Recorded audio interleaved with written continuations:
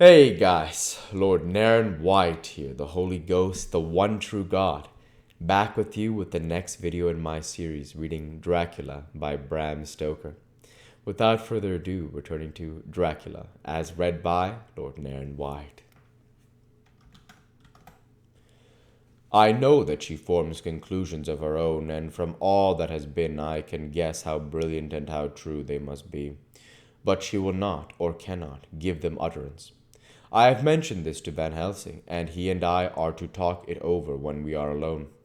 I suppose it is some of that horrid poison which has got into her veins beginning to work. The Count had his own purposes when he gave her what Van Helsing called the vampire's baptism of blood. Well, there may be a poison that distills itself out of good things. In an age when the existence of ptomaines is a mystery, we should not wonder at anything. One thing I know, that if my instinct be true regarding poor Mrs. Harker's silences, then there is a terrible difficulty, an unknown danger in the work before us. The same power that compels her silence may compel her speech. I dare not think further, for so I should in my thoughts dishonor a noble woman. Later, when the professor came in, we talked over the state of things.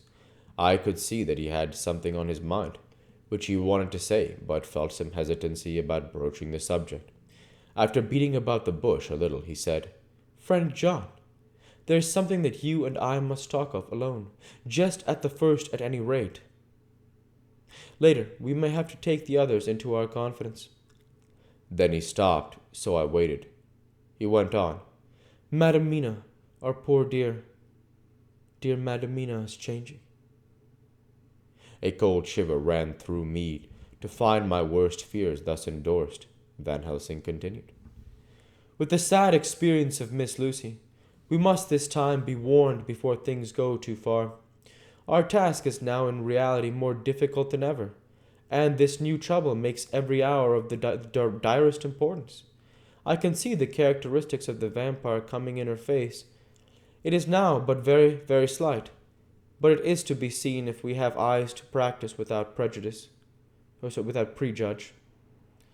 Her teeth are sharper, and at times her eyes are more hard. But these are not all. There is to her the silence now often, as so it was with Miss Lucy. She did not speak, even when she wrote that which she wished to be known later. Now my fear is this: if it be that she can, our hypnotic trance, tell what the Count see and hear, is it not more true that he who have hypnotized her first, and who have drink of her very blood, make her drink of his, should if he will, compel her mind to disclose to him that which she know?" I nodded acquiescence. He went on, "Then what we must do is to prevent this. We must keep her ignorant of our intent, and so she cannot tell what she know not. This is a painful task, oh so painful that it heartbreak me to think of it, but it must be.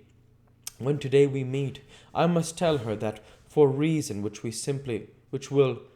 will not to speak, she must not more be of our counsel, but simply be guarded by us." He wiped his forehead, which had broken out in profuse perspiration, at the thought of the pain which he might have to inflict upon the poor soul already so tortured. I knew that it would be some sort of comfort to him if I told him at any rate that I also had come to the same conclusion, for at any rate it would take away the pain of doubt. I told him, and the effect was as I expected. It is now close to the time of our general gathering. Van Helsing has gone away to prepare for the meeting, and his painful part of it. I really believe his purpose is to be able to pray alone. Later, at the very outset of our meeting, a great personal relief was experienced by both Van Helsing and myself. Mrs. Harker had sent a message by her husband to say that she would not join us at present, as she thought it better that we should be free to discuss our movements without her presence to embarrass us. The professor and I looked at each other for an instant, and somehow we both seemed relieved. For my own part, I thought that if Mrs. Harker realized the danger herself, it was much pain as well as much danger averted. Under the circumstances, we agreed, by a questioning look and answer, with finger on lip, to preserve silence in our suspicions, until we should have been able to confer alone again. We went at once into our plan of campaign. Van Helsing roughly put the facts before us first. The Tsarina Catherine left the Thames yesterday morning.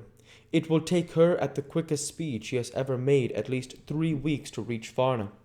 But we can travel overland to the same place in 3 days.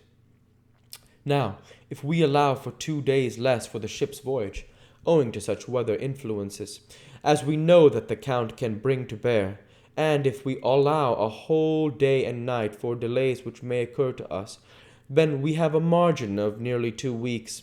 Thus, in order to be quite safe, we must leave here on the 17th at the latest.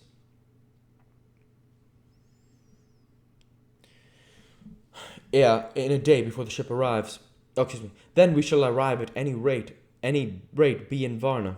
Then we shall at any rate be in Varna a day before the ship arrives, and be able to make such preparations as may be necessary. Of course, we shall all go armed against evil things, spiritual as well as physical. Here Quincy Morris added, I understand that the Count comes from a wolf country, and it may be that he shall get there before us.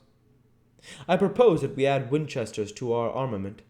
I have a kind of belief in a Winchester when there is any trouble of that sort around. Do you remember, Art, when we had the pack after us at Tobolsk? What wouldn't we have given them for a repeater apiece? Good, said Van Helsing.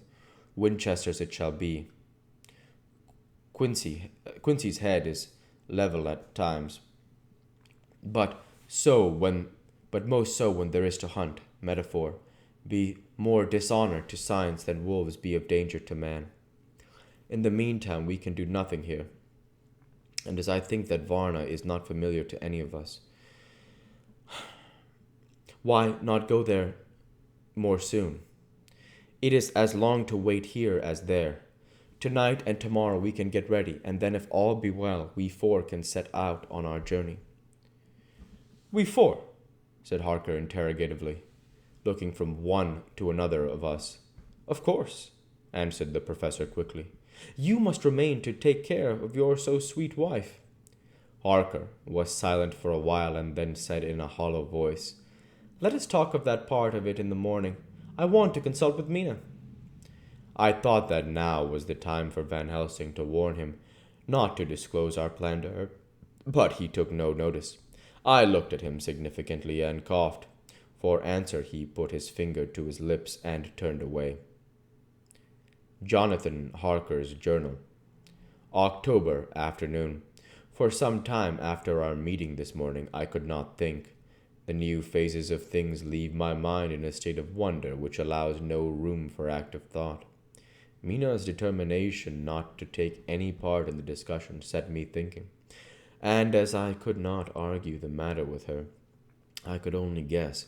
I am as far as ever from a solution now. The way the others received it, too, puzzled me. The last time we talked of the subject, we agreed that there was to be no more concealment of anything amongst us. Mina is sleeping now, calmly and sweetly, like a little child. Her lips are curved and her face beams with happiness. Thank God there are such moments still for her. Later, how strange it all is.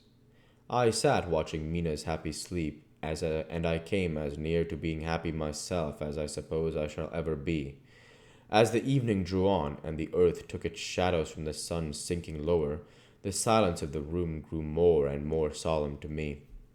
All at once Mina opened her eyes, and looking at me tenderly, said, Jonathan, I want you to promise me something on your word of honor, a promise made to me, but wholly in God's hearing, and not to be broken, though I should go down on my knees and implore you with bitter tears.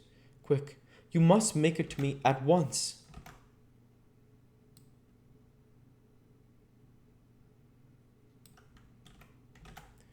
We'll go ahead and stop there for this week. As usual, I want to say thank you for watching, and I hope you enjoyed. Please like, comment, and subscribe, as it greatly helps the channel. Light be with you all. Take care, and thanks again.